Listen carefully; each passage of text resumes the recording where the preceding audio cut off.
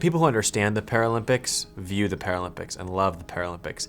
The issue is with understanding. The issue is with awareness. Most people don't even understand what the Paralympics is. They don't understand the difference between the Olympics and Paralympics, or Paralympics and Special Olympics. Everyone gets confused all the time. If you took 100 people who had never seen the Olympics or the Paralympics and you expose them to both, you could argue that the Paralympics has just as big of an impact on their life 3-4 days later, maybe even more so than the regular Olympics. The Paralympics have come such a long way since my first games back in London in 2012. I mean, there were a lot of people who didn't even know what the Paralympics were. Now I get stopped in airports and they're like, "Are you a Paralympian?" I'm like, yes, I am. I'm a proud Paralympian. And now I think what we need to do, we need more exposure, more storytelling. We need to get people's journeys and stories out there and show the world that we are the same elite level competitors as our Olympic counterparts, but we just so happen to have physical differences.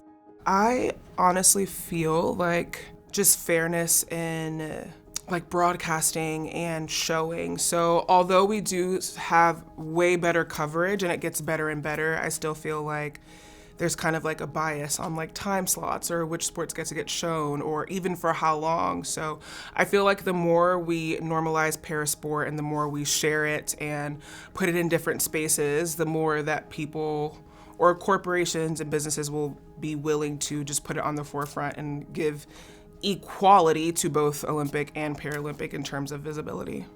I always say that the biggest thing I want people to know is that we are high-level elite athletes. I train 6 days a week. I know the majority of my team is the same. We're all full-time athletes as well as full-time parents and employees and, partners. And so we have so much more going on in our lives, and our disability isn't the biggest thing defining us, and that just because we're blind or have a disability doesn't mean that we can't compete at a high level or function at a high level in life.